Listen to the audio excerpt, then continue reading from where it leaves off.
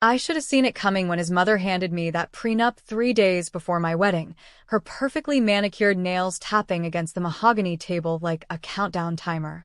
"Sign it or the wedding's off, Natasha," she said, her voice dripping with the kind of entitled venom that only comes from old money. What she didn't know, what none of them knew, was that I had $10 million sitting in offshore accounts, money I'd earned through blood, sweat, and a tech startup that I'd built from nothing after my parents died in that car crash when I was 19. But here's the thing that's going to blow your mind. And if you're watching this from your bedroom at 2 a.m. wondering how people can be so cruel, drop a comment and tell me where you're watching from, because this story gets so much worse before it gets better. Make sure you subscribe because you're going to want to see how I made them all pay for what they tried to do to me. The prenup wasn't just insulting, it was designed to humiliate me. Sitting in that cold conference room in downtown Boston, surrounded by Marcus's entire family and their team of lawyers, I felt like I was on trial.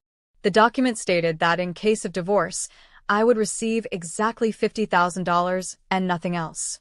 No claim to any assets, no alimony, nothing. Marcus sat there like a statue, not even looking at me, while his mother, Patricia Blackwood, explained how this was standard practice for families of their caliber. "You understand, dear," Patricia said, her Boston Brahmin accent cutting through the air like a blade. "The Blackwood name carries a certain responsibility. We simply cannot risk our family's legacy falling into the wrong hands." The wrong hands. That's what I was to them. Wrong hands attached to a wrong person from the wrong side of Boston. They saw a girl from Southie whose parents had died broke, who'd worked 3 jobs to put herself through MIT, who'd clawed her way out of Section 8 housing with nothing but determination and a laptop she'd bought with her last $200. They didn't see the countless nights I'd spent coding, the prototype I developed that revolutionized data encryption, or the bidding war between tech giants that had made me wealthy beyond their wildest dreams. I'd kept my money secret for good reason. When you grow up poor, really poor, you learn that money changes everything. How people see you, how they treat you, what they expect from you. I wanted Marcus to love me for who I was, not what I had. I wanted to be chosen, not purchased.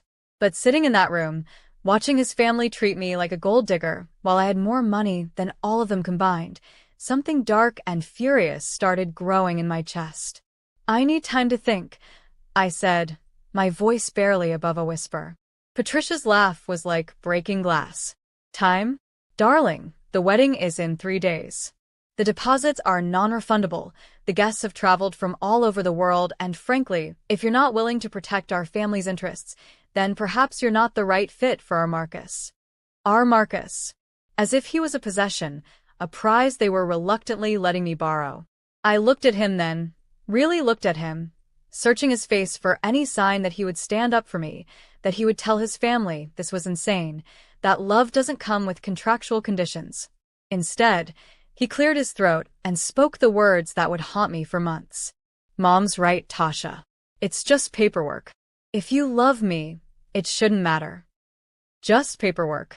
3 years of what I thought was the deepest love I'd ever experienced, reduced to paperwork. I felt something inside me shatter, not cleanly like glass, but messily like bone. The man I'd been planning to spend my life with, the man who'd whispered promises about us against the world, had just chosen his family's money over our future together. But what broke me even more was the look in his eyes.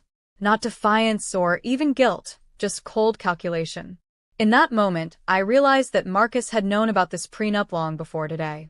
This whole scene, this ambush disguised as a family meeting, had been planned.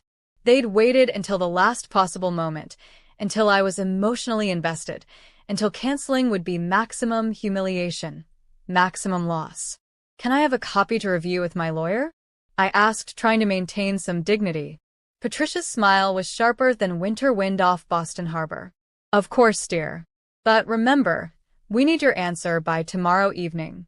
The rehearsal dinner is Friday, and we simply cannot have this uncertainty hanging over such an important family celebration." As I walked out of that building, the prenup burning like acid in my purse, I made a decision that would change everything. I wasn't going to just sign their insulting document or storm off in tears like they expected. No, I was going to give the Blackwood family, exactly what they deserved. I was going to show them what happened when you underestimated a girl from Southie who'd learned to fight for everything she'd ever had. But first, I needed to make a phone call to my lawyer, Rebecca Chin, the same woman who'd handled my startup acquisition and knew exactly how much I was worth. Because if the Blackwoods wanted to play games with contracts, I was going to teach them that some games have consequences they never saw coming. The next 24 hours would be the longest of my life, but they would also be the beginning of the sweetest revenge I'd ever tasted. And if you think you know where this story is going, trust me, you have no idea what I was capable of when pushed too far. You want to know the real irony? While Patricia Blackwood was lecturing me about family legacy and protecting their precious assets, I was already worth more than the last 3 generations of Blackwoods combined. But my money wasn't old, wasn't inherited, wasn't tied up in dusty trust funds and family properties. My money was new, sharp, digital, the kind of wealth that terrified old Boston families because they couldn't understand it or control it. Let me take you back to where this all started because you need to understand who I really was before I walked into that conference room. My name is Natasha Rivera, and if you've ever felt like the world was trying to keep you down, if you've ever had people look at you like you don't belong, you're going to understand every single move I made next. Drop a comment if you've ever been underestimated. I bet there are more of you out there than you think. When I was 19, my parents died in a head-on collision with a drunk driver on I-93. Maria and Carlos Rivera, 2 of the hardest working people you'd ever meet, gone in an instant. My mother cleaned office buildings downtown, working night shifts, so she could be home when I got out of school. My father worked construction during the day and drove for a rideshare company at night. They died with exactly $347 in their checking account and a mountain of medical debt from my father's diabetes. I was a sophomore at MIT on a full scholarship, studying computer science, living on ramen noodles and sheer determination. The night they died, I remember sitting in that hospital waiting room, surrounded by social workers and police officers, thinking my life was over. The scholarship covered tuition, but not living expenses. Without my parents' meager financial help, I'd have to drop out. That's when something clicked in my brain. Maybe it was grief. Maybe it was desperation, or maybe it was just pure rage at how unfair everything was. But sitting in that fluorescent-lit waiting room, I made a promise to my parents' memory and to myself. I would never be powerless again. I would never be at the mercy of other people's money, other people's decisions, other people's pity. I took a leave of absence from MIT and threw myself into something I'd been tinkering with in my spare time, a data encryption algorithm that was revolutionary. While my classmates were partying and sleeping in, I was working 16-hour days, coding until my eyes burned, living off coffee and determination. I worked as a night shift security guard at a tech company in Cambridge, which gave me access to better computers and faster internet. By day, I slept in my car in parking lots. By evening, I was back to coding. The breakthrough came 8 months later. I developed an encryption method that was virtually unbreakable but incredibly fast, something that every major tech company needed, but nobody had figured out how to create. I was 20 years old, exhausted, grieving, and about to become very, very wealthy. The bidding war started with Google. Then Amazon jumped in. Microsoft followed. By the time the dust settled, I'd sold my patent and the company I'd built around it for $12 million. After taxes and lawyer fees, I walked away with about $10 million in liquid assets. But here's the thing that's going to shock you. I didn't tell anyone. Not my few remaining friends, not my distant relatives, nobody. I went back to MIT, finished my degree, and lived like I was still that broke girl from Southie. I got a modest job at a startup in Boston, rented a decent but unremarkable apartment, and let everyone assume I was just another recent graduate trying to make it in the tech world. I met Marcus at a coffee shop in Back Bay 2 years later. He was everything I wasn't: tall, blonde, confident in that way that only comes from never having to worry about money. He worked in wealth management, which I later learned meant he helped rich people stay rich without actually working very hard himself. He drove a BMW his parents had bought him, lived in a Beacon Hill townhouse they owned, and had never in his life had to check his bank balance before making a purchase. But here's what drew me to him initially. He seemed kind. He held doors, he listened when I talked, he remembered small details about my day. When I told him my parents had died, he held me while I cried and didn't try to fix it with empty words. When I said I was from Southie, he didn't make jokes or look uncomfortable. For the first time since my parents died, I felt like maybe I could trust someone again. The relationship moved fast, maybe too fast. Within 6 months, we were spending every weekend together. Within a year, he was talking about the future, about marriage, about the life we'd build together. He introduced me to his friends as his brilliant girlfriend who works in tech, and I felt seen in a way I hadn't since my parents were alive. But I should have paid more attention to the subtle signs. The way he always paid for dinner, not out of generosity, but because he assumed I couldn't afford it. The way he'd make comments about helping me build a better life, or introducing me to the right people. The way his eyes would glaze over when I tried to talk about my work, as if my career was just a cute hobby I'd abandon once we got serious. Meeting his family should have been a red flag parade. The Blackwoods lived in a Beacon Hill mansion that had been in their family for 4 generations. Patricia Blackwood introduced herself by listing her charity board positions. Marcus's father, Richard, spent the entire first dinner talking about their portfolio and their family office that managed their investments. His sister, Caroline, was married to another old money family and spent her days planning charity galas and managing her children's private school applications. They were polite to me in that particular way rich people are polite to service workers, distant, careful, never quite warm. I told myself it didn't matter, that Marcus loved me and eventually his family would too. I was so desperate to belong somewhere, to have a family again, that I ignored every warning sign. The proposal came on a perfect autumn evening in the public garden. Marcus got down on one knee by the swan boats, with a ring that must have cost more than most people make in a year, and asked me to be his wife. I said yes through happy tears, thinking I was finally getting my fairy tale ending. I should have known that in my life, fairy tales always came with a price.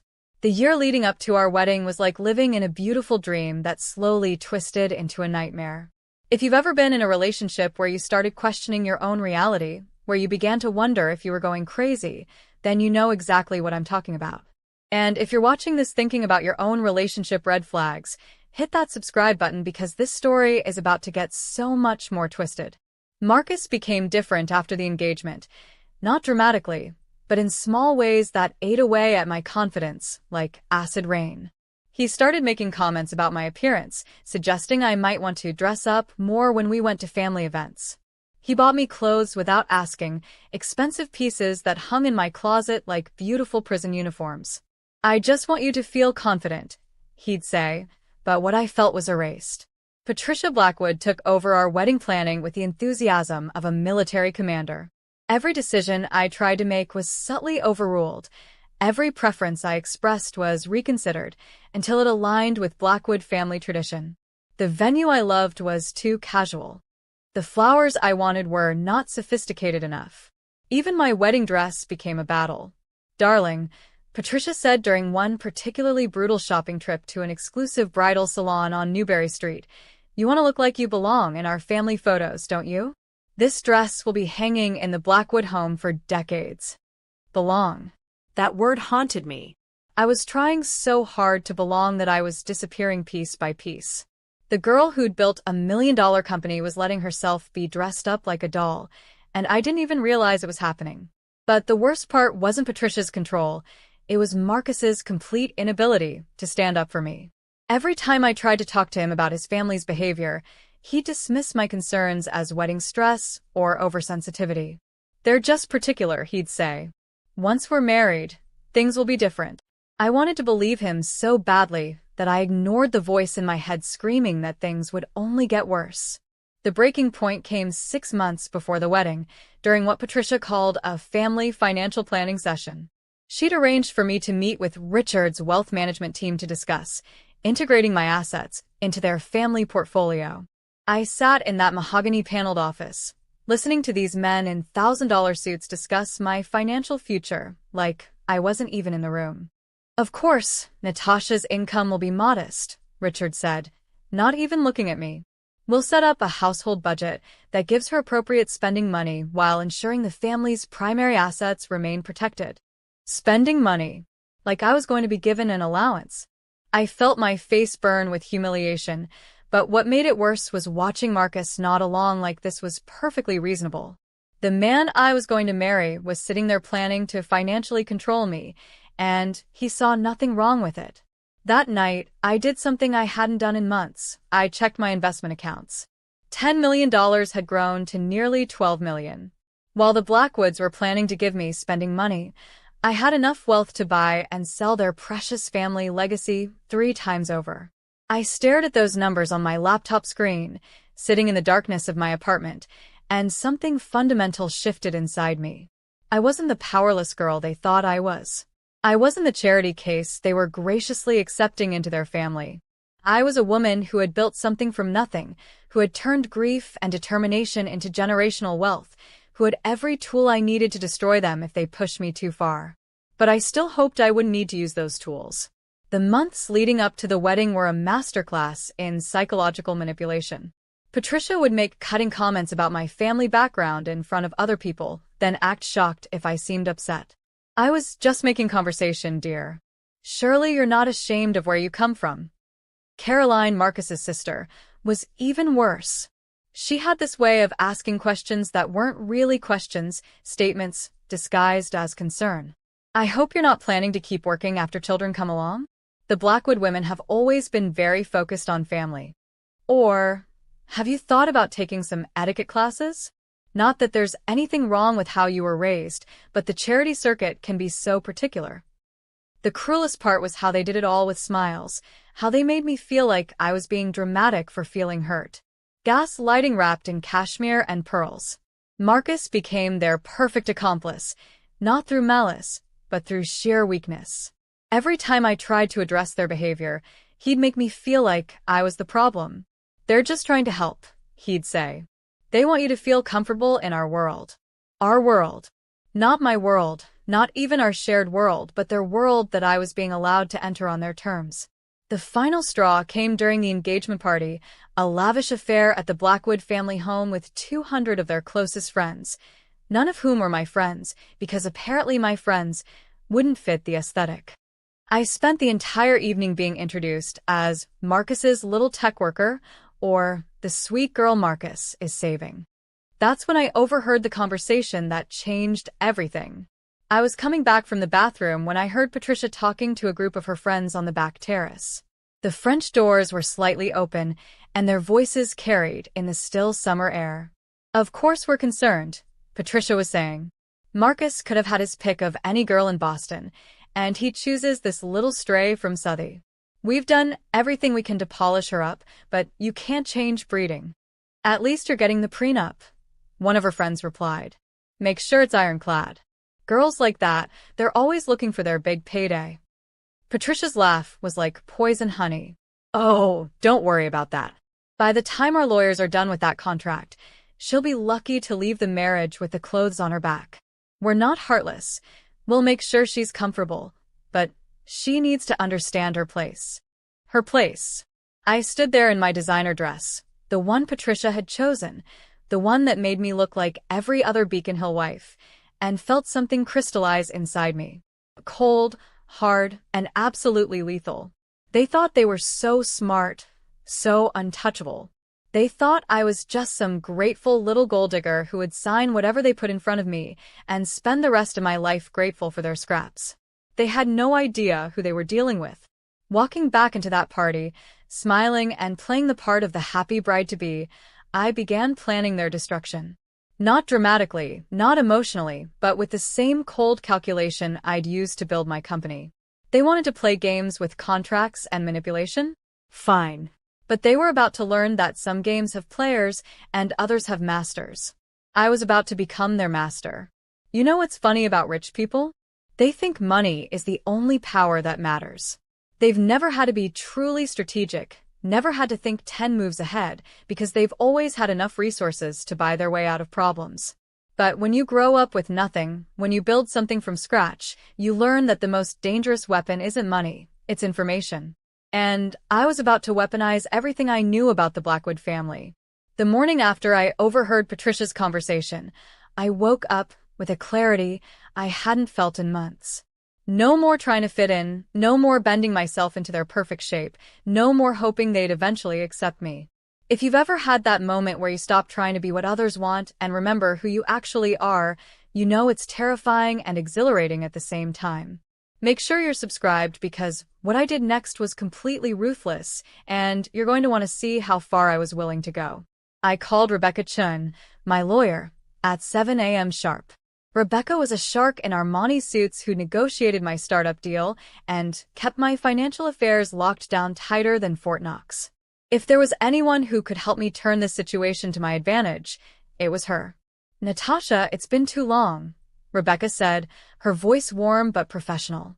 "What can I do for you?" "I need you to draft a counter prenup," I said, pacing around my apartment like a caged animal.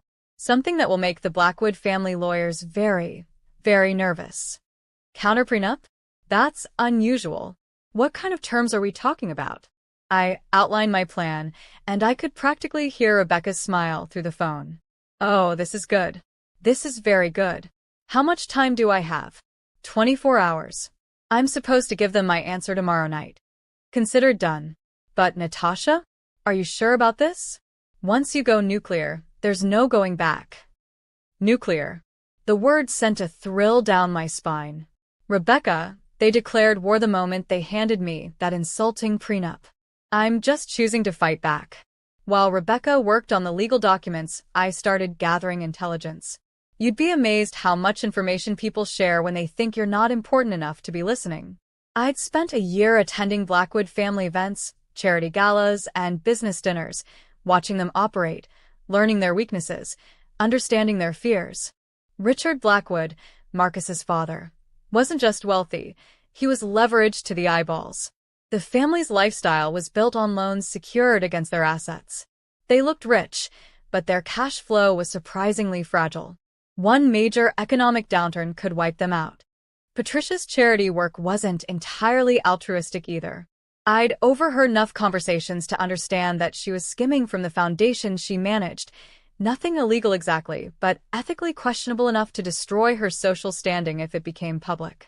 Caroline's marriage to William Ashworth III was falling apart. I'd seen them at family events, the way they avoided each other, the way Caroline drank too much wine and made cutting comments.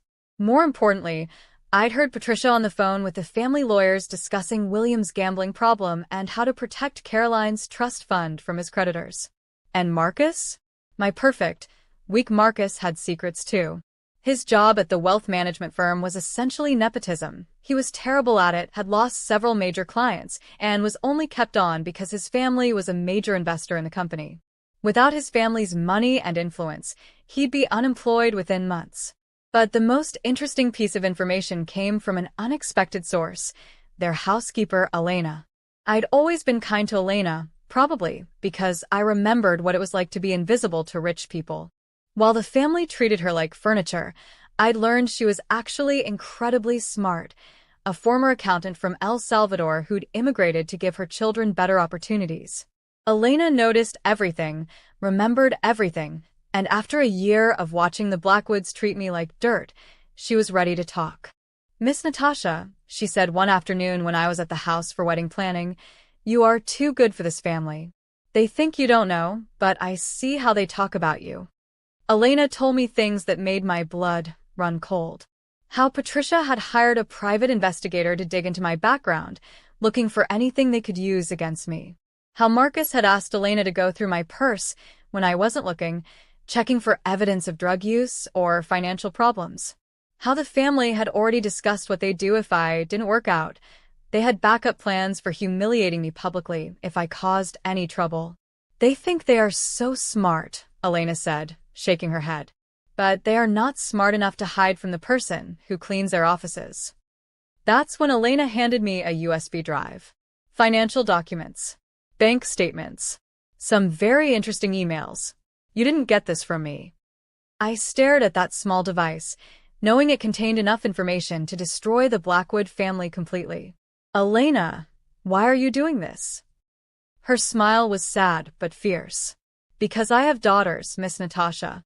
And I hope if someone ever tries to hurt my girls the way they are trying to hurt you, someone will help them fight back. That night, I went through every file on Elena's USB drive. What I found was devastating. The Blackwood family wasn't just financially fragile, they were involved in several questionable business practices. Tax avoidance schemes that bordered on fraud. Charity money being redirected to personal investments. Richard's firm was managing money for clients who didn't know their funds were being used as collateral for the family's personal loans. It was enough to destroy them legally, financially, and socially. But I wasn't ready to use that nuclear option yet. First, I wanted to see how they'd react to my counter-prenup. I wanted to give them one chance to show me they were capable of treating me with respect. Rebecca delivered the documents the next morning, and they were beautiful in their brutality. My counter-prenup stated that in case of divorce, Marcus would receive exactly $50,000 and no claim to any assets acquired during the marriage. But here's the twist that would really terrify them. It also included a clause stating that if the Blackwood family interfered in our marriage or treated me with disrespect, Marcus would forfeit his claim to his family trust fund, which would instead be donated to a charity of my choosing. How is this even enforceable? I asked Rebecca. It's not about enforceability, she replied with a predatory smile. It's about psychological warfare. They'll spend so much time and money trying to figure out how to fight it that they won't stop to ask why you have the resources to draft something this sophisticated in the first place. The meeting was set for 6 p.m. that evening. I spent the day getting ready like I was preparing for battle because, in a way, I chose a simple black dress, not the designer clothes Patricia had pushed on me, but something I'd bought with my own money, something that made me feel like myself. I did my hair the way I liked it, not the way Caroline had suggested. For the first time in months, when I looked in the mirror, I saw Natasha Rivera, not the fake version of myself I'd been trying to become. Walking into that conference room for the second time, I felt completely different. 24 hours earlier, I'd been scared, hurt, desperate to please. Now I was calm, focused, and absolutely lethal. The Blackwood family was about to learn what happened when they underestimated a girl who'd learned to fight for everything she'd ever had. They thought they were about to watch me break. Instead, they were about to watch me burn their entire world down. The look on Patricia Blackwood's face when I slid my counter-prenup across that mahogany table was worth every humiliating moment I'd endured for the past year. Her perfectly composed mask slipped for just a second, revealing something raw and shocked underneath, before snapping back into place with military precision. "What is this?" she asked, her voice dangerously quiet. "My response to your prenup," I said, keeping my voice steady and professional. "I thought it was only fair that we have balanced terms. If you've ever wanted to watch entitled people realize they're not in control anymore, you would have loved this moment." The family lawyer, a distinguished silver-haired man named Hampton Cross, picked up the document with a careful handling of someone defusing a bomb. You could see his blood pressure rising as he read each clause. Marcus looked confused, which wasn't unusual for him, but Richard had gone completely pale. Caroline was the first to explode. "This is insane," she shrieked, her carefully modulated voice cracking with hysteria. "You're trying to steal Marcus's inheritance." "I'm protecting my interests," I replied calmly. "Isn't that what prenups are for?" Hampton cleared his throat nervously. "Miss Rivera, some of these clauses are highly unusual. This section about family interference, for instance, and the trust fund forfeiture. Is it legal?" I interrupted. "Well, yes, but..." "Then, what's the problem?" The problem, of course, was that they'd never expected me to fight back. In their world, people like me were supposed to be grateful for whatever scraps we were offered. We weren't supposed to have lawyers who could draft documents that made their legal team sweat. We certainly weren't supposed to understand their weaknesses well enough to target them surgically. Patricia had recovered her composure, but I could see the calculation going on behind her eyes. "Natasha, dear, I think there's been a misunderstanding. Our prenup is simply standard practice." "So is mine," I said. "If Marcus truly loves me, it shouldn't matter, right?" Those were his exact words. Marcus finally spoke up, his voice weak and confused. "Tasha, what are you doing? This isn't like you." That's when I felt something inside me shift permanently. Not like me? This was exactly like me. The girl who'd built a $10 million company from nothing, who'd outmaneuvered tech giants twice my age, who'd survived losing everything and come back stronger. This was exactly who I was. I'd just been pretending to be someone smaller for so long that everyone, including Marcus, had forgotten. Actually, Marcus, this is exactly like me. You've just never bothered to pay attention. Richard leaned forward, his face flushed with anger. Young lady, I don't know what kind of game you think you're playing. The same game you're playing, I said, my voice turning cold as winter wind. The difference is I'm better at it. The room went dead silent. Hampton was frantically making notes, probably calculating how much this was going to cost them to fight. Patricia's face had gone rigid with fury. Caroline looked like she was about to have a complete breakdown.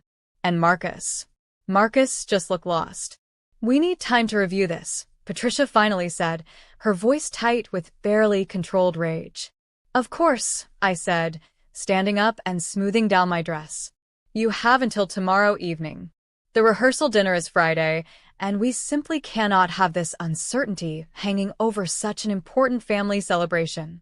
I used her exact words from the day before, with the same patronizing tone, and watched her face flush red with humiliation. Sometimes the sweetest revenge is just giving people exactly what they gave you. But as I walked out of that conference room, I knew the real war was just beginning. They'd underestimated me once. They wouldn't make that mistake again. And I was right. The next 24 hours were a masterclass in psychological warfare. My phone started ringing at 6 a.m. with Marcus calling, his voice shaking with what I initially thought was anger, but realized was fear. Tasha, we need to talk. This prenup thing, it's gotten out of hand. Mom and Dad are furious, and the lawyers are saying. What are the lawyers saying, Marcus? They're saying you must have family money we don't know about.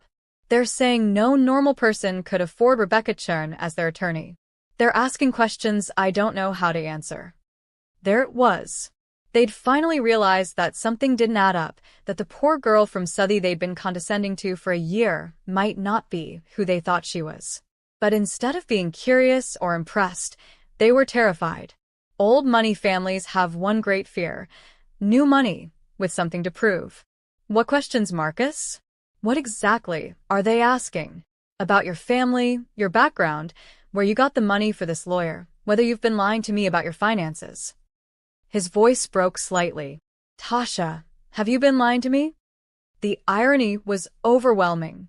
After a year of his family investigating me, manipulating me, and planning to trap me in a humiliating contract, he was asking if I'd been lying to him.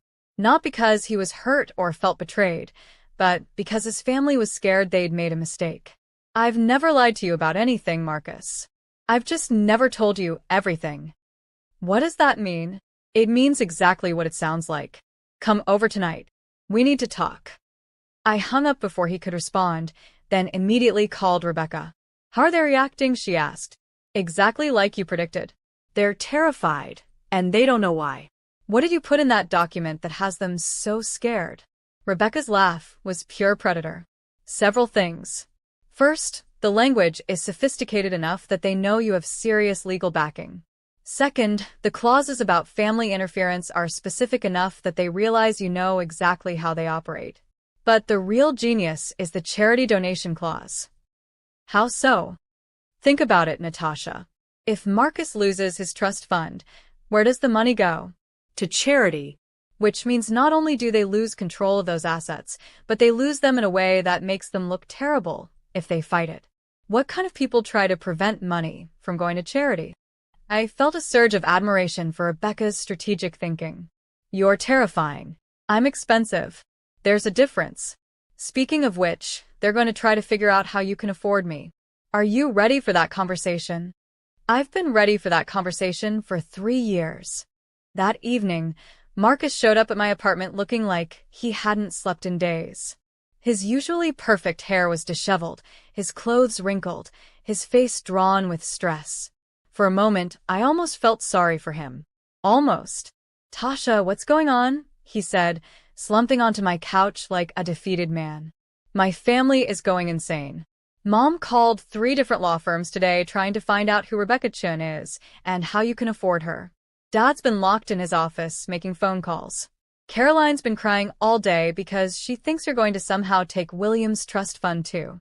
Maybe they should have thought about that before they decided to humiliate me. Humiliate you? Tasha, they were trying to protect the family. By treating me like a gold digger? By planning to give me an allowance like a child? By investigating my background and going through my purse when I wasn't looking? Marcus went very still. How do you know about the investigation? I know about a lot of things, Marcus. The question is, why don't you? What do you mean? I mean, how is it possible that you're planning to marry me and you don't know the first thing about who I actually am? How is it possible that your family spent months investigating my background, but you never once asked me about my life, my dreams, my achievements? Marcus stared at me like I was speaking a foreign language. I know who you are. You're brilliant, you're beautiful. You work in tech. What tech company do I work for, Marcus? He blinked. Data Flow Solutions. What do I do there? Another pause. Longer this time. You're in development?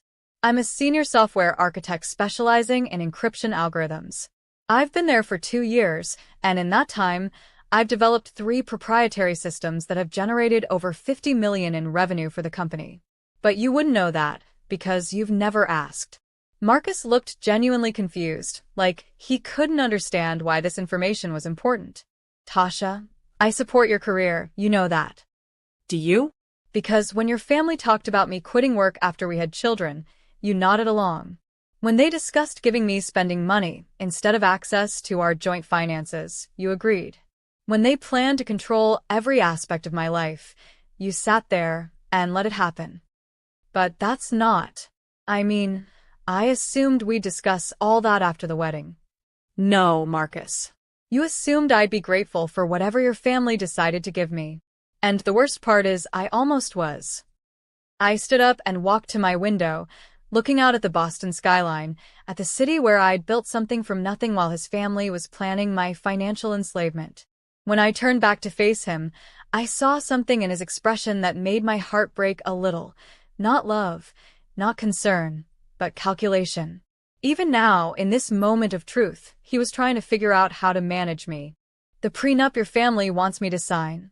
I continued, it's designed to make me completely dependent on your family's goodwill. If you divorce me, I get $50,000 and nothing else. If I displease your mother, she can make my life hell with no consequences. If your father decides I'm not worthy of the Blackwood name, I have no recourse, no protection, no power. But you'd be part of our family, Marcus said weakly. We'd take care of you. The way you take care of Elena? The way you take care of the other people who work for your family? As long as I know my place, stay grateful. Never ask questions, never demand respect. Marcus's face was pale now. What are you saying, Tasha? I'm saying that I deserve better. I'm saying that love doesn't come with conditions and contracts designed to humiliate me. I'm saying that if you really loved me, you would have stood up to your family instead of helping them treat me like a charity case. So what happens now? He asked, and there was something in his voice that sounded like relief. Like part of him wanted me to call this whole thing off, so he wouldn't have to choose between me and his family. Now you have to make a choice, Marcus. You can sign my prenup, which protects both of us equally, or you can call off the wedding. But I'm done pretending to be smaller than I am to make your family comfortable. Marcus stared at me for a long moment, and I could see the war happening behind his eyes. 3 years of what I thought was love, reduced to a cost-benefit analysis. Finally, he spoke. I need to talk to my family, not I need to think about this. Not I need to figure out what's best for us. He needed to talk to his family. Because even now, faced with losing me, he couldn't make a decision without their permission. Of course you do, I said, opening the door for him. But Marcus? When you're talking to your family, ask them to tell you about Elena's USB drive. Ask them about your father's creative accounting practices. Ask them about your mother's charity fund management. Ask them what they're really afraid of. The look of pure terror that crossed his face told me everything I needed to know. They hadn't just underestimated me. They'd underestimated how much I knew about their secrets. And now they were going to spend the night wondering exactly what kind of ammunition I had and how willing I was to use it.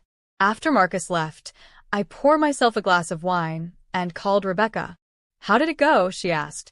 "He's going to choose his family. Are you okay?" I thought about that question seriously. Was I okay? My heart was broken, my faith in love was shattered, and I was about to become the social pariah of Boston's elite society. But for the first time in a year, I felt like myself again.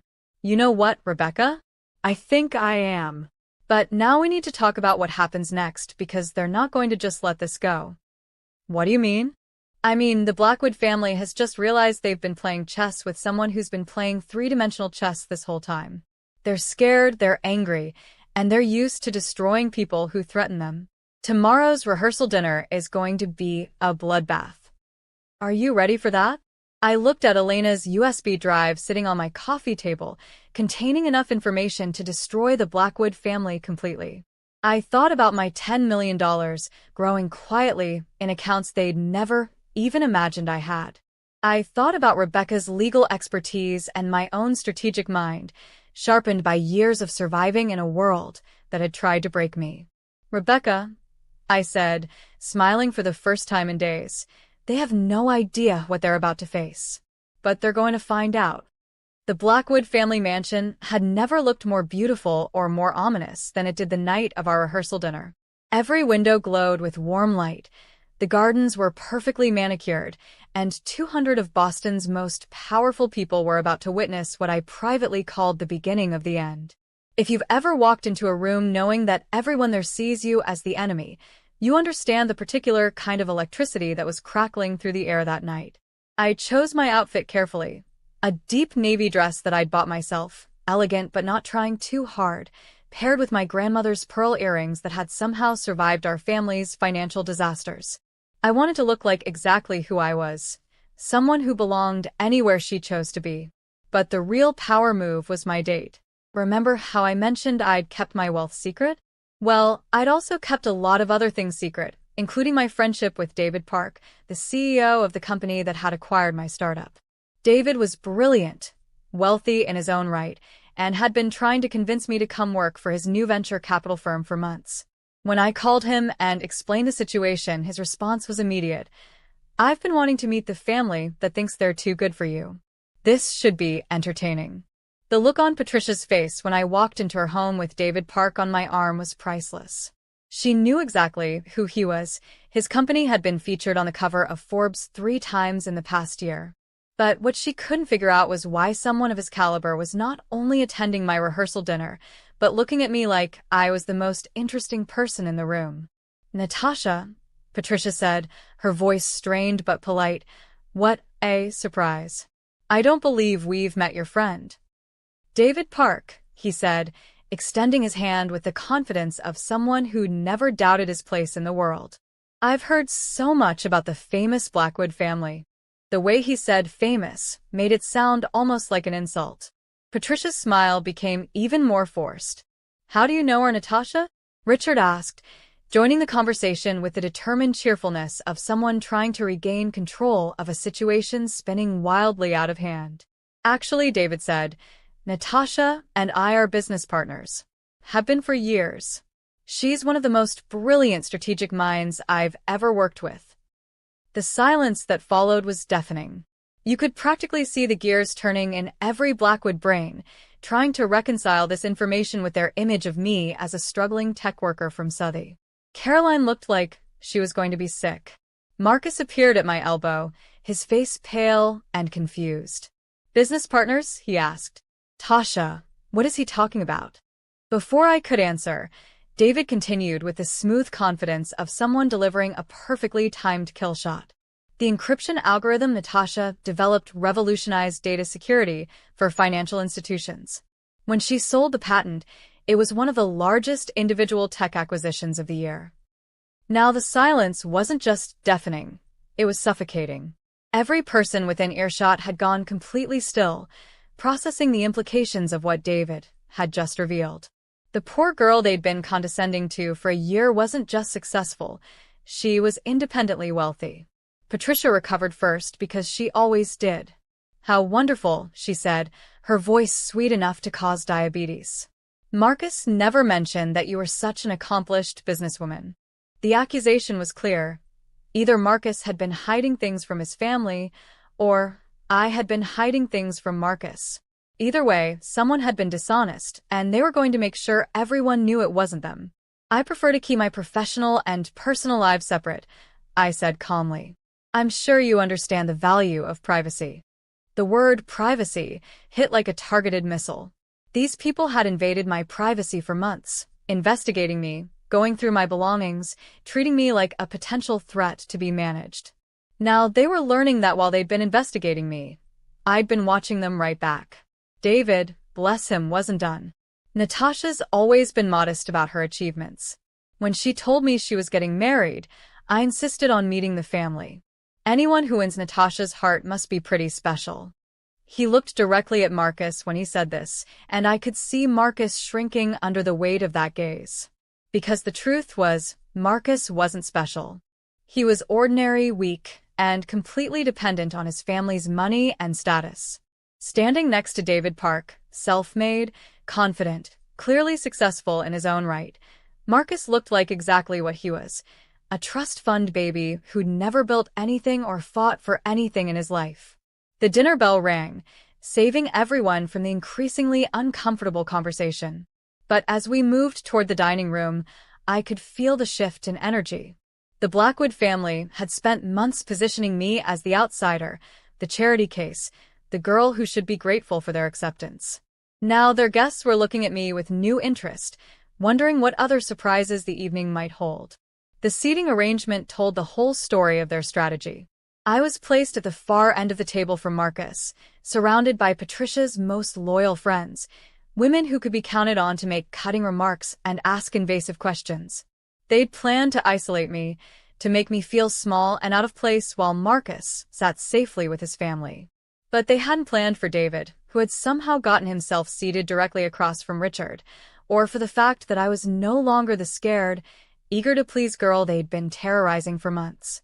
"So, Natasha," said Bitsy Hartwell, one of Patricia's closest friends and a woman whose voice could strip paint, "I understand you work in computers?" "I develop cybersecurity solutions for financial institutions," I replied calmly. "I specialize in encryption algorithms that protect sensitive financial data from hackers." The oversimplification was deliberate. Let them think I fix computers if it made them feel superior. The people at this table whose opinions actually mattered, the ones who understood technology and business, knew exactly what I'd just described. "How technical," Bitsy said with a little laugh. "I'm afraid I don't understand any of that computer nonsense.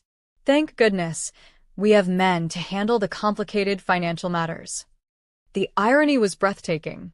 Here was a woman whose husband's law firm had been hemorrhaging clients for 3 years, lecturing me about financial complexity while I sat there worth more than her entire family. "Actually," David interjected smoothly, "Natasha's work is protecting those complicated financial matters. The algorithm she developed is used by most major banks to secure their transaction systems. Without her innovation, online banking as we know it wouldn't exist." You could have heard a pin drop. Suddenly, the dinner guests were looking at me with new eyes, realizing that the girl they'd dismissed as Marcus's little charity case had created something they used every day without even knowing it. Patricia's face had gone rigid. This wasn't how the evening was supposed to go. She was supposed to be introducing her son's grateful fiancé to their world, demonstrating her family's generosity in accepting someone so far beneath their station. Instead, her guests were discovering that I didn't need their acceptance. I had already achieved more than most of them ever would. But Patricia Blackwood hadn't survived decades in Boston high society without learning how to fight dirty. She smiled her most poisonous smile and raised her wine glass. "Well then," she said, her voice carrying clearly across the suddenly quiet table, "I think we should have a toast. To Natasha, who has apparently been keeping so many secrets from our dear Marcus. How exciting to learn that our future daughter-in-law has been, what's the word, entrepreneurial." The way she said entrepreneurial made it sound dirty, like I'd been selling something shameful instead of building revolutionary technology. But more than that, she just publicly accused me of deceiving Marcus, of being dishonest about who I was. The entire table was watching now, waiting to see how I would respond. This was the moment Patricia had been building toward all evening, the public humiliation that would put me back in my place, remind everyone that no matter what I'd achieved professionally, I was still just an outsider trying to climb above my station. I stood up slowly, my wine glass in my hand, and smiled at Patricia with genuine warmth. "You're absolutely right, Patricia. I have been keeping secrets." I looked around the table, meeting the eyes of every person there. I kept them because I wanted Marcus to love me for who I am, not what I have. I wanted to build a relationship based on trust and mutual respect, not financial calculations. I paused, letting that sink in. Several people shifted uncomfortably in their seats. "But since we're being honest tonight," I continued, "I should probably mention that the prenup your family presented to me was so insulting that I felt compelled to draft a response.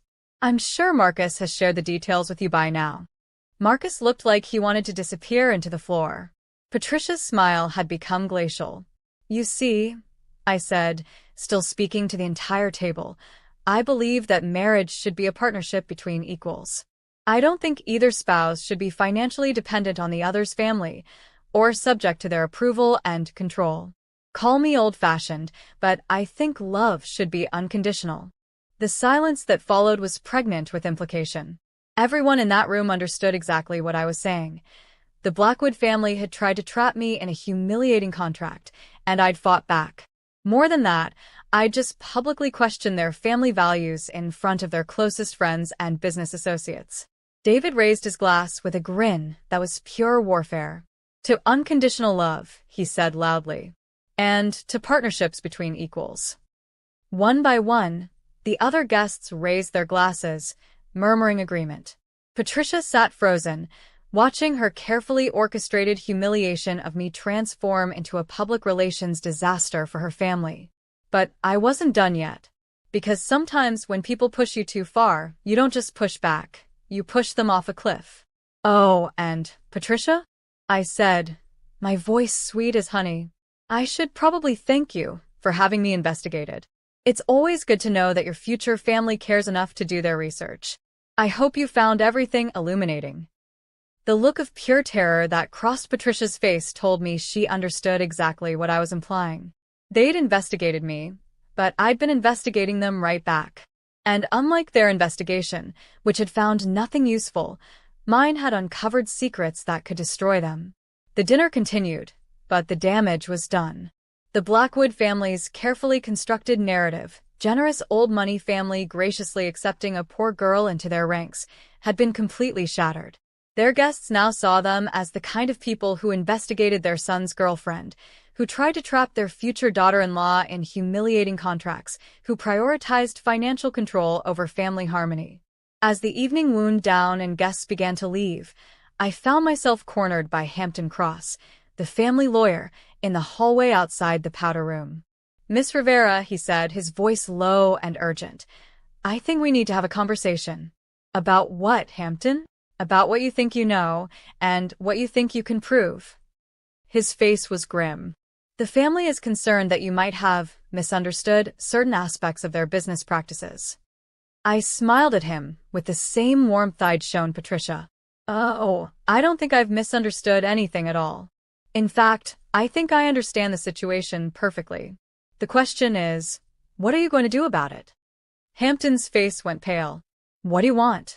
"World peace. An end to hunger. A cure for cancer." I paused. But I'd settle for being treated with respect. And if, hypothetically, the family were willing to reconsider their approach to the prenuptial agreement, then, hypothetically, I might be willing to forget some of the more interesting things I've learned about Blackwood family business practices. Hampton nodded curtly and walked away, but I could see his hands shaking. They finally understood that I wasn't just fighting back. I was fighting to win. The war was far from over, but the first major battle was mine. You'd think that after the rehearsal dinner disaster, the Blackwood family would have learned their lesson. You'd be wrong.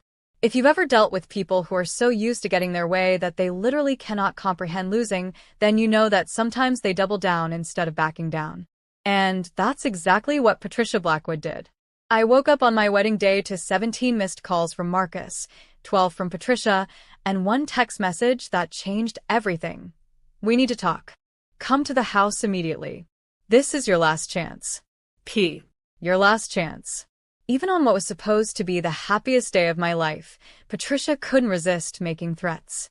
But what she didn't realize was that I'd been awake since 4 a.m., not because I was nervous about the wedding, but because I'd been putting the finishing touches on what I privately called the nuclear option.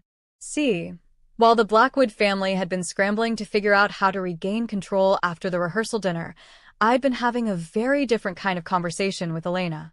And if you're watching this thinking your employers don't know how much you see, how much you remember, think again. Because Elena had been saving documentation for years, waiting for someone who cared enough to listen. I drove to the Blackwood mansion at 7 a.m., still in my pajamas and MIT sweatshirt, my hair in a messy bun. If they wanted to have this conversation, we were going to have it on my terms, not theirs.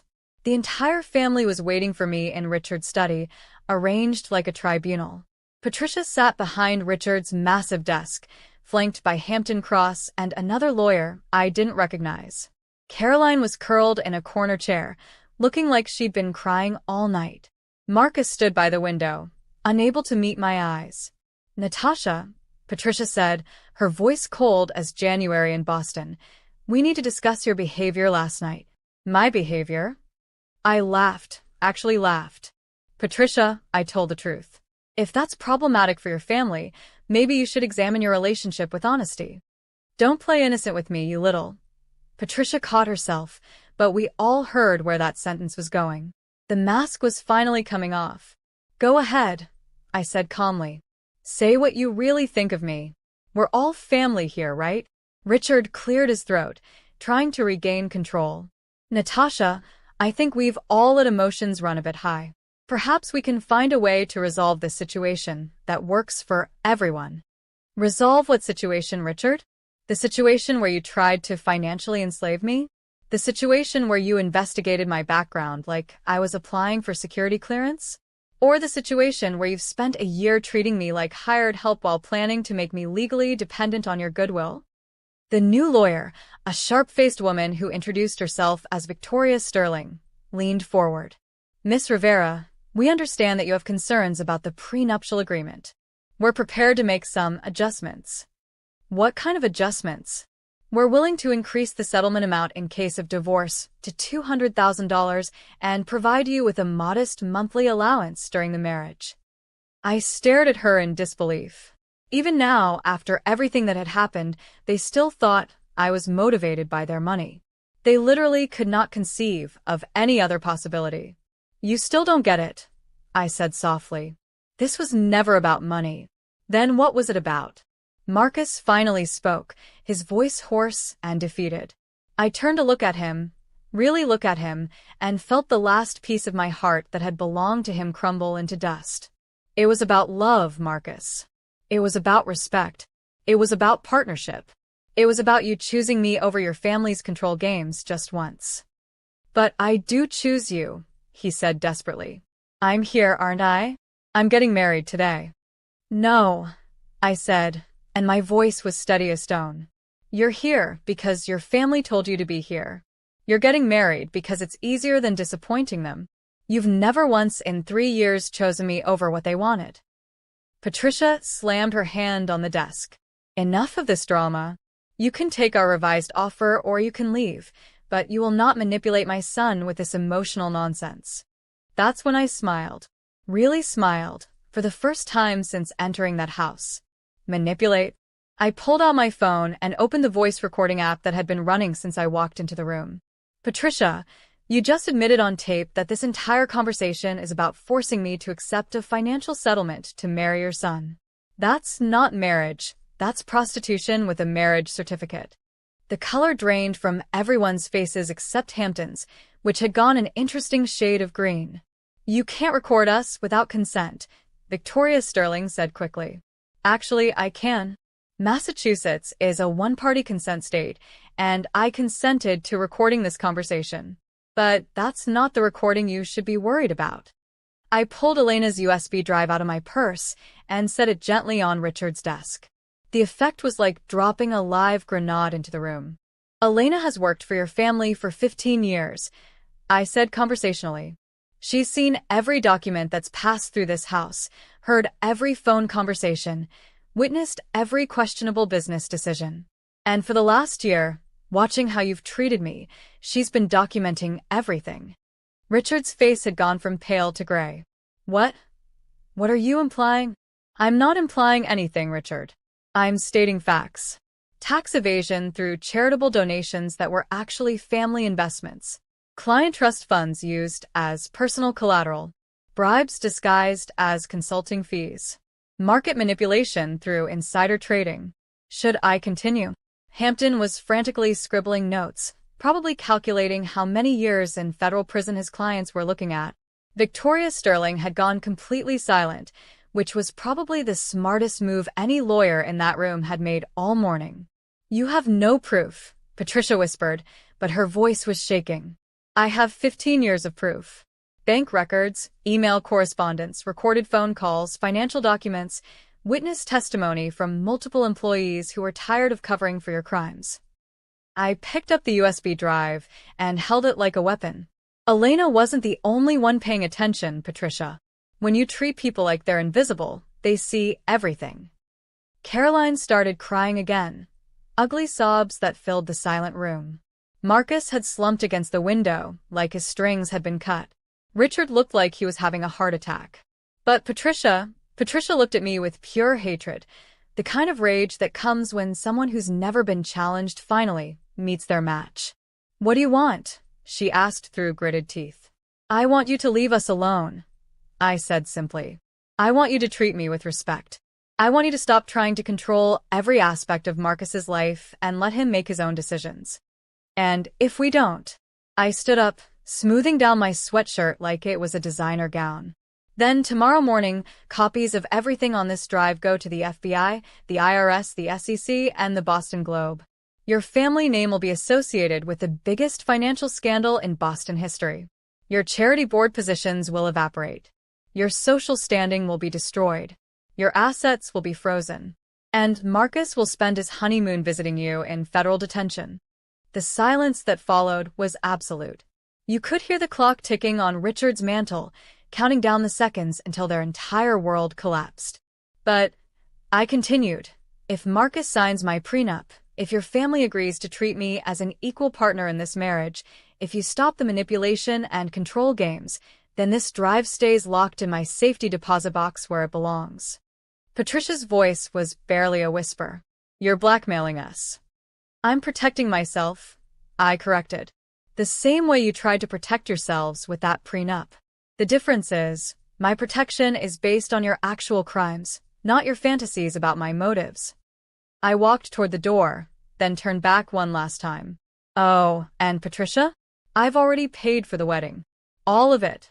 The venue, the flowers, the band, the photographer, the catering, everything. My money, my rules. So, if you want to cancel, that's your choice. But if we're doing this, we're doing it my way. Marcus looked up at me with something that might have been awe, or might have been terror. You paid for our wedding? I paid for my wedding, I corrected. Whether it's our wedding depends on what you decide to do next. I left them there in that study, probably wondering how the poor girl from Southie had just systematically destroyed their entire power structure in under an hour. Because that's what happens when you underestimate someone who's been fighting their whole life. Eventually they stop fighting fair. The wedding was in 6 hours.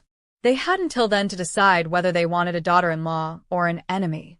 But honestly, I was kind of hoping they'd choose enemy. I'd gotten very good at winning wars. At 2 p.m. that afternoon, I stood in the bridal suite of the Four Seasons, looking at myself in a wedding dress that cost more than most people make in a year. A dress I'd bought with my own money, chosen by my own taste, worn on my own terms. For the first time in months, the woman in the mirror looked like me. Rebecca Chin sat in the corner, scrolling through her phone with the satisfied expression of a general whose battle plans were falling perfectly into place. The Blackwood family lawyer called 20 minutes ago, she said without looking up. Marcus signed your prenup. All of it. No changes, no modifications, no additional clauses. What about the family interference clause? Especially the family interference clause. Apparently, Patricia Blackwood was very motivated to ensure her son's compliance. I felt a surge of something that wasn't quite victory and wasn't quite sadness. After everything we'd been through, it had come down to this. Marcus choosing me only because his family's survival depended on it. The door opened, and Elena appeared with my bouquet. White roses with tiny sprigs of lavender, exactly what I'd originally wanted before Patricia had insisted on orchids. Elena's eyes were bright with something that looked like pride. Miss Natasha, she said softly, you look beautiful. Your parents, they would be so proud. My parents. I thought about Maria and Carlos Rivera, who'd worked themselves to death trying to give their daughter a better life. They'd never seen me graduate from MIT, never known about the company I built, never met the man I thought I was going to spend my life with. But maybe, somehow, they'd have been proud that their daughter had learned to fight for herself. Elena, I said, taking her hands, thank you. For everything. She squeezed my hands gently. You are family to me now, verdadera familia. And family protects family.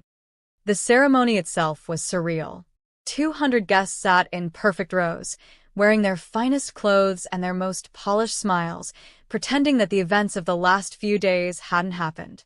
But I could feel the tension crackling through the air like electricity before a storm. Patricia Blackwood sat in the front row, her face a masterpiece of controlled fury disguised as maternal joy. Richard looked like he'd aged 10 years overnight. Caroline kept dabbing at her eyes with tissues, though whether from joy or terror was unclear. But the most shocking moment came when I walked down the aisle. Instead of the traditional wedding march, the string quartet played a piece I'd specifically requested, a classical arrangement of Respect by Aretha Franklin. The song choice wasn't lost on anyone who'd been paying attention to recent events. Marcus stood at the altar in his perfect tuxedo, looking handsome and hollow. When our eyes met, I saw something there I'd never seen before, genuine fear. Not of me, exactly, but of what I represented. For the first time in his life, he was married to someone more powerful than his family. The ceremony proceeded exactly as rehearsed, but every word felt weighted with new meaning. When the officiant asked if anyone had objections to the marriage, the silence stretched so long that several guests shifted uncomfortably in their seats. When Marcus and I exchanged vows, promising to love and honor each other, I wondered if either of us meant a word we were saying. But the real drama began at the reception. David Park had flown in 3 of my former MIT professors, 2 fellow entrepreneurs who'd become close friends, and the entire executive team from Dataflow Solutions. Suddenly, half the reception was filled with people who knew exactly who I was and what I'd accomplished. People who treated me like the successful businesswoman I was, not the charity case the Blackwoods had tried to make me. The clash between these two worlds was immediate and devastating. Patricia's society friends found themselves in conversations with tech innovators who casually mentioned working with me on projects worth millions of dollars. Richard's business associates were introduced to venture capitalists who spoke about my revolutionary contributions to cybersecurity infrastructure. By the time dinner was served, the narrative had completely flipped. The Blackwood family wasn't graciously accepting a poor girl into their ranks. They were the lucky ones, having somehow convinced a tech prodigy to marry into their family. But Patricia wasn't done fighting. During the traditional father of the bride speech, which David gave, since my father was dead and Marcus's father was too shell-shocked to speak coherently, Patricia stood up with her champagne glass. If I may, she said, her voice carrying clearly across the reception hall, I'd like to say a few words about our new daughter-in-law. My blood turned to ice. This was it. The public humiliation she'd been planning, delivered in front of 200 witnesses when I couldn't fight back without destroying my own wedding. Natasha has certainly been full of surprises, Patricia continued, her smile sharp as a blade. She's shown us that still waters run deep, that quiet people often have the most to hide. The implication was clear. I'd been deceptive, manipulative, hiding my true nature until I'd trapped their precious son.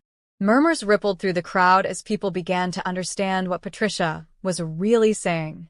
But then something happened that Patricia never saw coming. Elena stood up from her table in the back. Yes, I'd insisted that she and the other staff members who'd become like family to me have seats at the reception. She raised her own glass and spoke in her clear, strong voice. "Mrs. Blackwood is right," Elena said. "Miss Natasha is full of surprises. She surprised me when she remembered my daughter's birthday and sent a gift. She surprised me when she helped my son with his college applications, writing recommendation letters and connecting him with professors. She surprised me when she set up a college fund for all the staff children, paying for scholarships so our kids could have better lives." The room had gone completely silent. Elena continued, her voice growing stronger with each word. "She surprised me when she treated me like a person instead of furniture, when she learned Spanish so she could talk to my mother, when she showed up to my husband's funeral and held me while I cried. Yes, Miss Natasha is full of surprises. She surprised us all by being kind when she could have been cruel, generous when she could have been selfish, humble when she had every right to be proud." Elena looked directly at Patricia, her eyes blazing with 15 years of suppressed anger. "The only thing that doesn't surprise me is that it took this family a year to realize what they had. Some people are so busy looking down on others that they never bother to look up." The silence that followed was deafening. Then, slowly, one person began to clap. Then another. Within moments, the entire reception was on their feet, applauding not for Patricia's speech, but for Elena's response. Patricia sat down heavily, her face flushed with humiliation. She'd tried to destroy me publicly, and instead had been destroyed herself by the very people she'd always treated as invisible. But the evening wasn't over yet. During the traditional bouquet toss, instead of throwing my flowers to the unmarried women, I walked directly to Elena and placed the bouquet in her hands. For believing in me when nobody else would, I said loud enough for everyone to hear. Then I took the microphone from the band leader. "I want to thank everyone for being here tonight," I said, looking out over the crowd of family, friends, and frenemies. "Marriage is about partnership, about choosing to build something together that's stronger than what either person could create alone. It's about trust, respect, and unconditional support." I looked directly at Marcus, who had gone pale.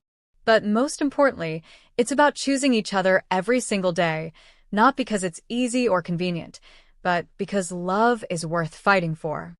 The crowd was hanging on every word, sensing that something significant was happening, but not sure what. "Which is why," I continued, my voice steady and clear, "I need to make an announcement. Tomorrow morning, I'll be donating $5 million to establish the Rivera Foundation for Educational Excellence, providing full scholarships to underprivileged students pursuing STEM degrees." Gasps rippled through the crowd. $5 million. Casually announced at my own wedding reception like it was pocket change. Patricia looked like she was choking. Richard had gone completely gray. The society crowd was frantically recalculating everything they thought they knew about me. But I wasn't finished. "The foundation will be administered jointly by Elena Vasquez, whose wisdom and kindness have guided me through some of my darkest moments, and Dr. Sarah Chen from MIT's Computer Science Department, who believed in a scared 19-year-old girl when no one else would." Elena was crying openly now, overwhelmed by the honor and responsibility I'd just given her. The tech crowd was nodding approvingly. They understood exactly what kind of statement I was making about values and priorities. "I'm also announcing the launch of Rivera Technologies, a new venture capital firm focused on investing in startups founded by women and minorities in tech. Because everyone deserves the chance to build something extraordinary, regardless of where they come from." Now the entire room was buzzing with excitement. In the space of 2 minutes, I'd just announced business ventures worth tens of millions of dollars, completely redefining how everyone saw me and my capabilities. Marcus approached me as I stepped down from the makeshift podium, his face a mask of confusion and something that might have been admiration. "Tasha," he said quietly, how is all this possible?" It's possible because I never stopped being who I was, Marcus. I just stopped pretending to be smaller to make other people comfortable. But the money, the foundation, the VC firm, where did all this come from? I looked at my new husband, this man I'd loved enough to nearly sacrifice myself for, and felt something shift permanently between us. It came from the same place it always came from: hard work, smart decisions, and refusing to let other people define my worth. The rest of the reception passed in a blur of congratulations, business card exchanges, and shocked whispers. The society crowd was desperately trying to figure out how to position themselves as early supporters of my various ventures. The tech crowd was already making plans for follow-up meetings and potential collaborations. Patricia and Richard spent the evening in damage control mode, trying to convince anyone who would listen that they'd always known about my success and had been nothing but supportive. Caroline seemed to be having an identity crisis, realizing that the poor girl she'd been condescending to for a year was now more powerful than her entire family combined. But the most interesting reaction came from Marcus himself. As the evening wound down, and we prepared to leave for our honeymoon in Napa Valley, which I'd also paid for, naturally, he pulled me aside. "I need to apologize," he said, and for the first time in our entire relationship, he looked genuinely humble. "I've been an idiot. Worse than an idiot. I've been weak and selfish and completely blind to who you actually are." Marcus. No, let me finish. "I let my family treat you terribly because it was easier than standing up to them. I assumed you needed their approval, their money, their acceptance, because I couldn't imagine that someone like you would choose someone like me unless you had to." He ran his hands through his hair, disheveling his perfect wedding hairstyle. "But you didn't need any of those things, did you? You chose me despite my family, not because of them. And I was too stupid and insecure to see it." I looked at this man who'd just married me under duress, who'd signed a prenup because his family's criminal activities depended on it, who'd spent our entire relationship failing to protect me from the people who were supposed to love him. "What are you saying, Marcus?" "I'm saying I want to try again. Really try this time. I want to be the husband you deserve, not the one my family thinks you should have. I want to know everything about your work, your dreams, your plans for the future. I want to be your partner, not your dependent." There was something in his voice, a desperate sincerity that I'd never heard before. But there was also something else, something that made my heart sink even as I recognized it. Relief. Relief that he'd married someone successful, someone who could elevate his status instead of threatening it. Relief that he wouldn't have to take care of me financially or emotionally. "Marcus," I said gently, "do you love me, or do you love the idea of being married to someone successful?" His face crumpled. I don't know anymore. I thought I loved you, but maybe I just loved the way you made me feel important, needed. And now you don't need me at all, do you?" The honesty was brutal and heartbreaking. "I never needed you, Marcus. I wanted you. There's a difference. Is there still a chance for us to figure out what this could be?" I looked around the reception hall, at the remains of the most expensive and emotionally devastating day of my life. Patricia was holding court near the bar, already spinning the evening's events into a story about the family's prescient acceptance of my hidden talents. Richard was networking furiously with my tech friends, probably hoping to leverage our new family connection into business opportunities. Caroline was crying again, though now it seemed more like grief than fear. And Marcus was looking at me like he was seeing me for the first time, which in a way he was. "I don't know," I said honestly, "but we have a lifetime to figure it out." As we left the reception, walking through a shower of rose petals thrown by guests who were still processing the evening's revelations, I felt something I hadn't expected. Hope. Not for the fairy tale I'd originally imagined, but for something more complicated and potentially more real.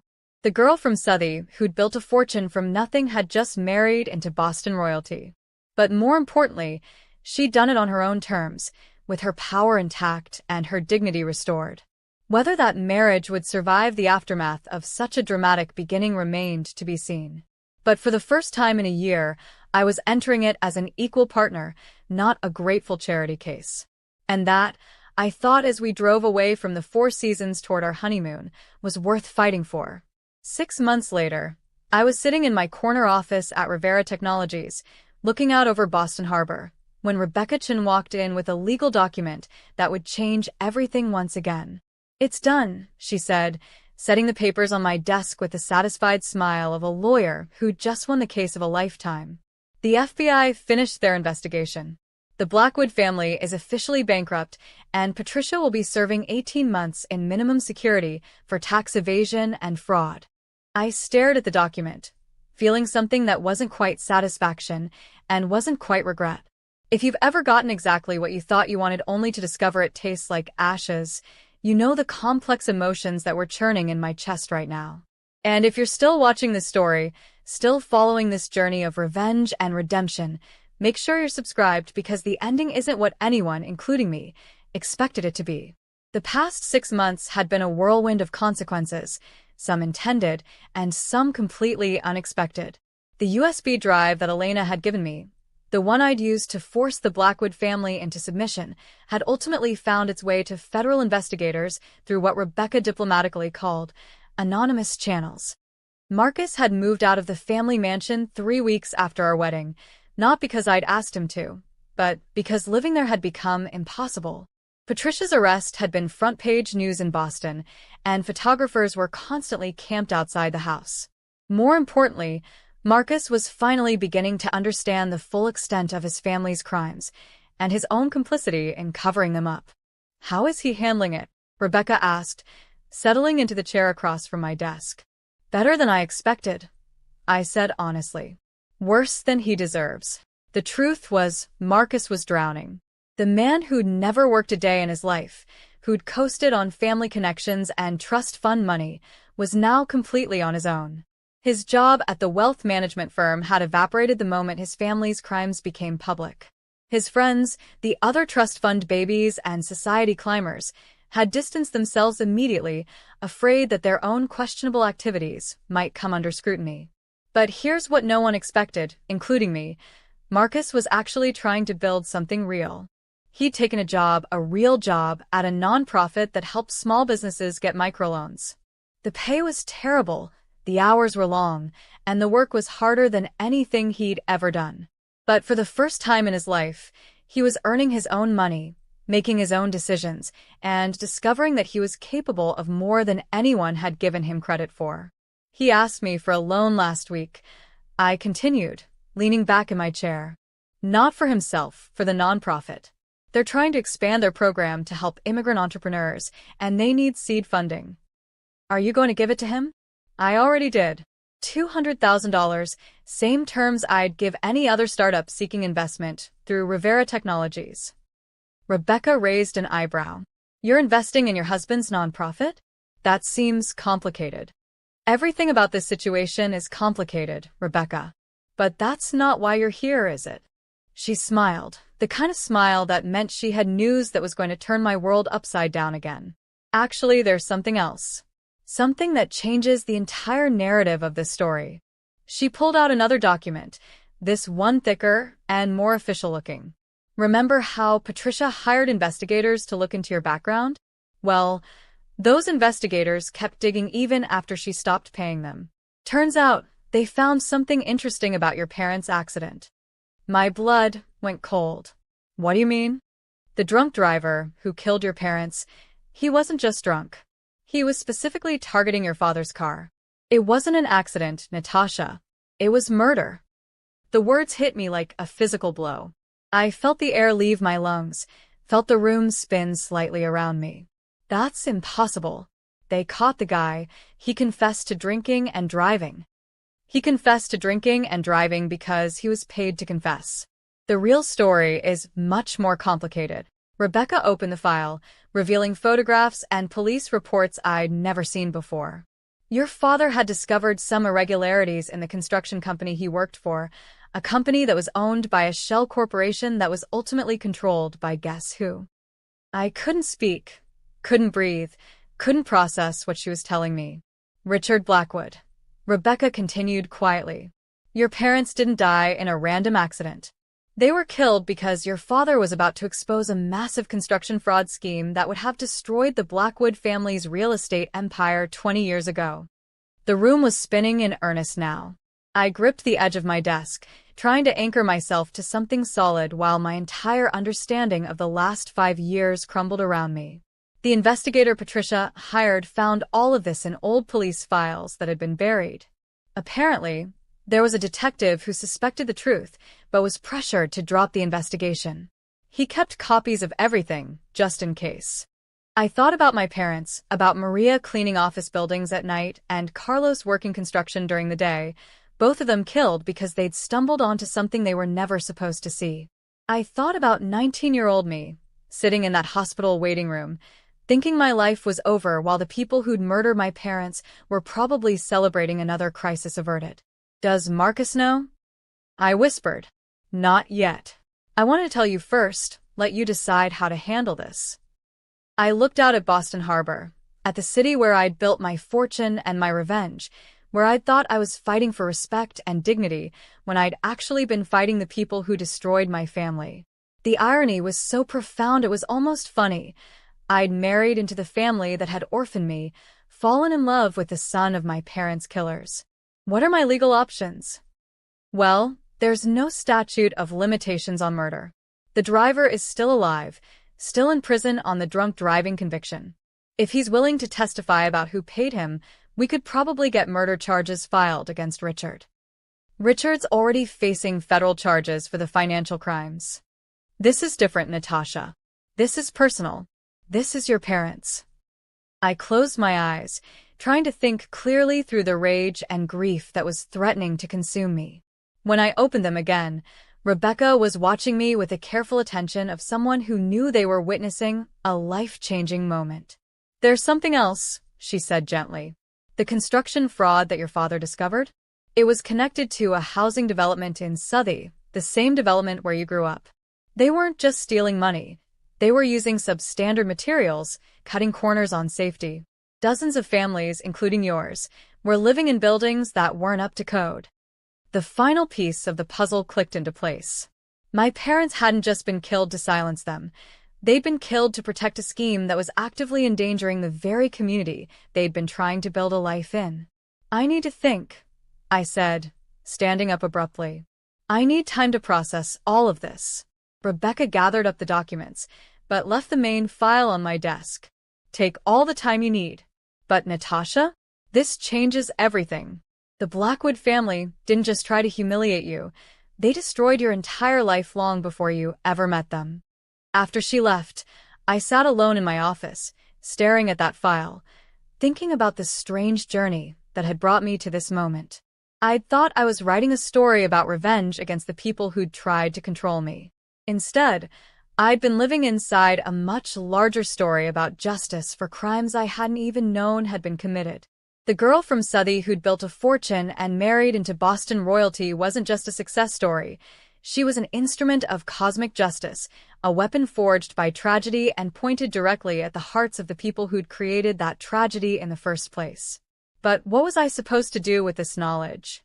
How do you process learning that your entire adult life had been shaped by a crime you didn't know had been committed? How do you look at your husband, who you were just starting to genuinely care for, knowing that his father had murdered your parents? I called Marcus. Hey, he said, his voice tired but warm. How was your day? Did the Peterson loan go through? Such a normal question, such an everyday conversation between husband and wife. Except nothing about our situation was normal, and it was about to get infinitely more complicated. Marcus, I need you to come home. There's something we need to discuss. Is everything okay? You sound strange. I looked at the file on my desk, at the evidence that would destroy what was left of his family and possibly our marriage. Just come home, please. I'll be there in 20 minutes. After I hung up, I realized that this was the first time I'd called our apartment home when talking to Marcus.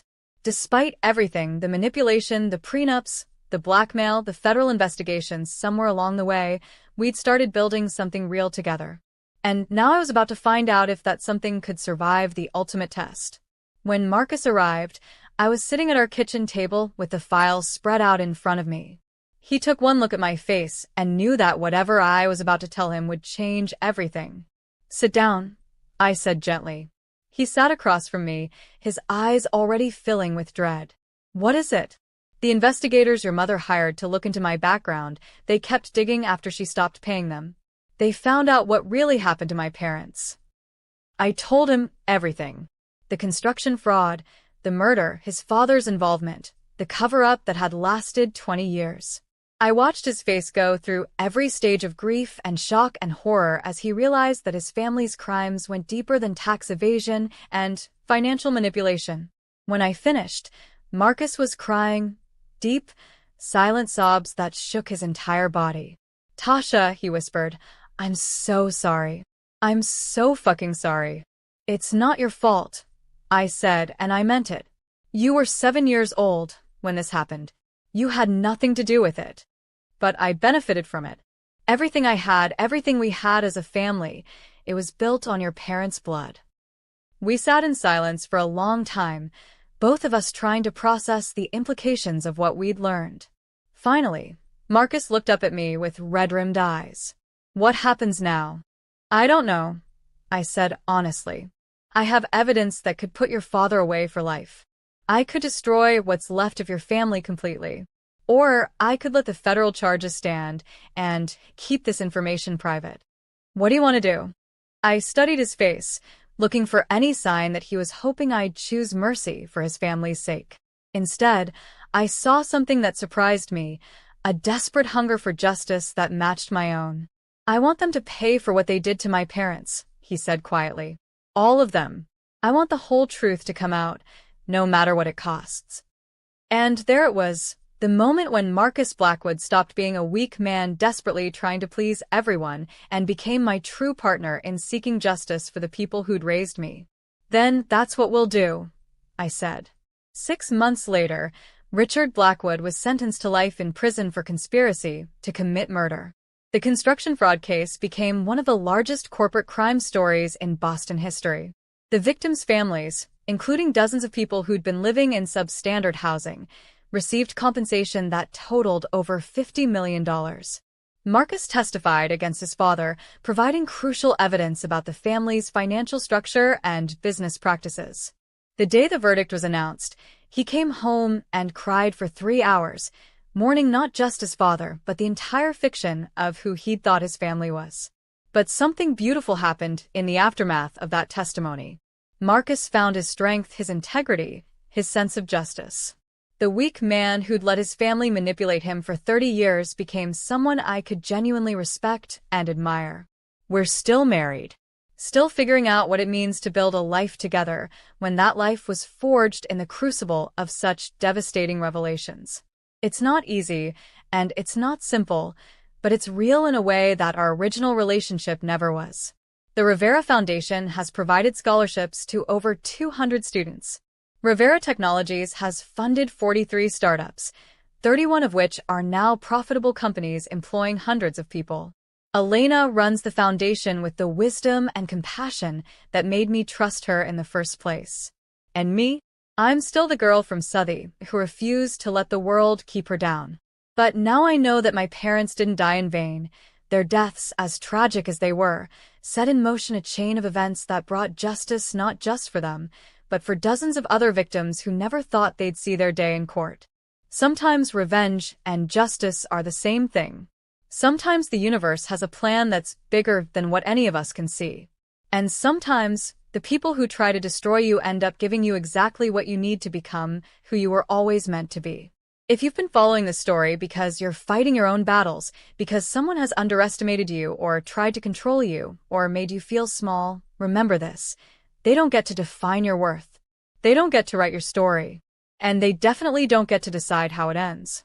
The girl from Southie became the woman who brought down a criminal empire, saved a man's soul, and turned tragedy into triumph. She did it by refusing to stay silent, refusing to stay small, and refusing to let other people's fear and greed determine her fate. And if she can do it, so can you. This story isn't just about revenge. It's about reclaiming your power when the world tries to take it away from you. If this resonated with you, if you've ever felt underestimated or overlooked, drop a comment and tell me your story. Let me know where you're watching from and what battle you're fighting in your own life. Hit subscribe if you want to hear more stories about people who refuse to be broken by the circumstances that tried to destroy them. Because the truth is, we're all stronger than we think we are. We just need someone to remind us sometimes. Remember, your story isn't over. It's just getting started.